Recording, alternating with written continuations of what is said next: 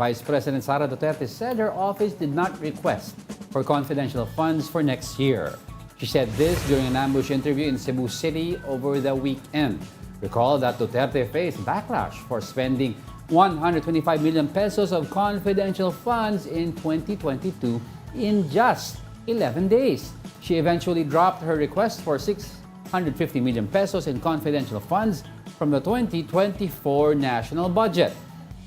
Meanwhile, President Bongbong Marcos admitted that he was having a hard time picking for Duterte's successor as the education chief. The president said he has a pool of highly qualified candidates for the next education secretary. Marcos gave himself an extension in appointing the education department's new head.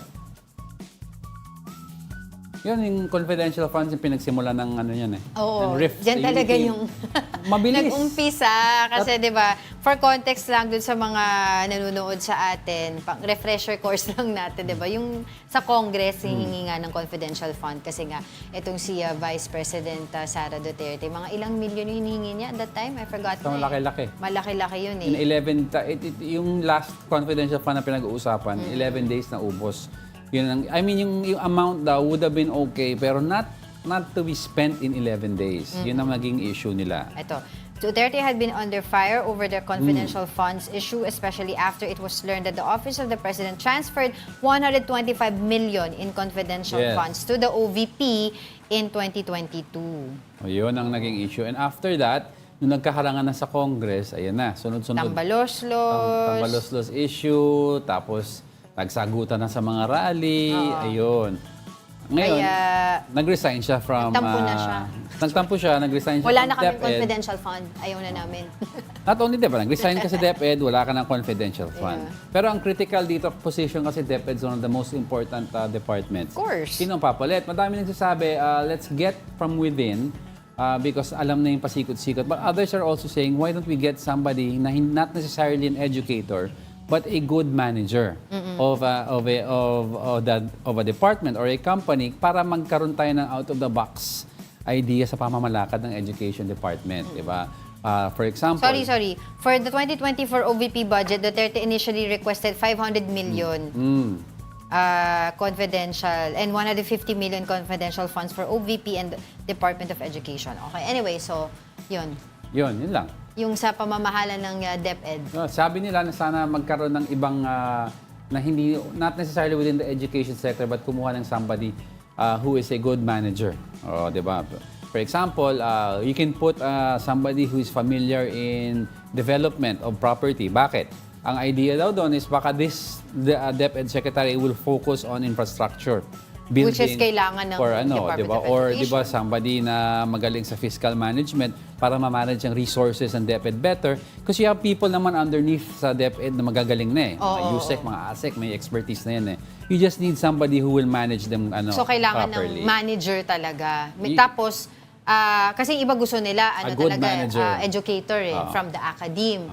Tapos kasi, 'di ba parang 'di ba kunyari sa mga ospital, ganyan, merong doktor na siya talaga yung namamahala, pero may doktor na hindi naman siya yung namamahala. Depende kasi rin sa management skills. Kasi sometimes a good educator not necessarily a good manager. Exactly. Or a good manager but iba-iba So you really have to take a look at the qualities tapos ako sa isang doon dahil kasi you have people already who are experts in place. All you have to do is manage them and make sure synergistic ang pagtatrabaho nila together. At saka dapat may puso may puso sa mga teachers din. At incorruptible.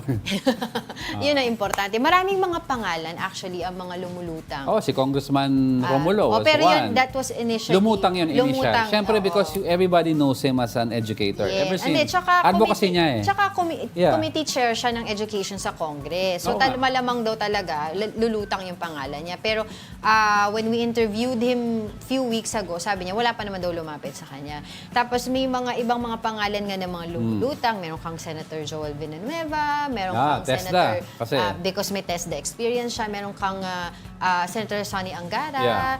daddy Makes niya. sense. Daddy niya. Diba? Education. Tapos, matatapos na rin ata yung term ni Senator Angara, if I'm not mistaken. Who else? Tapos may mga ibang mga nagsasabi, Prospero de Vera, ng Yeah. CHED. May ibang nagsasabi si Professor Clarita Carlos. Diba? Yung mga iba-iba. Pero Yan yung mga sabi names na lumuluta. Sabi nila siguro kaya wala pa rin until now, baka kasi from Senate or Congress ang kukunin dahil hinihintay yung filing. Ng certificate of candidate. Sino hindi, chismis lang naman. Sino hindi tatakbo from mga nabanggit na mga choices na who are in the upper Pero and lower house. October is so far. Dahil Kaya July nga, 19 ang expiration ng resignation ni Kaya ni nga. VP Sara. Kasi ang So, it's pwede gawin impossible. pwede kayo ni PBBM kasi mag-assign naman lang siya ng ng OIC lang eh.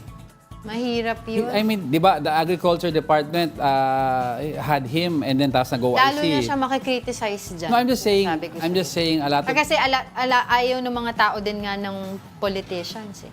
Kaya nga, I'm just saying, isang lumulutang na idea. Hindi ko Yeah. sinasabi that's gospel truth. I'm saying lang din na parang malabo yan. Kasi tagal pa ng certificate of filing ng candidacy, ng COC. October pa yun.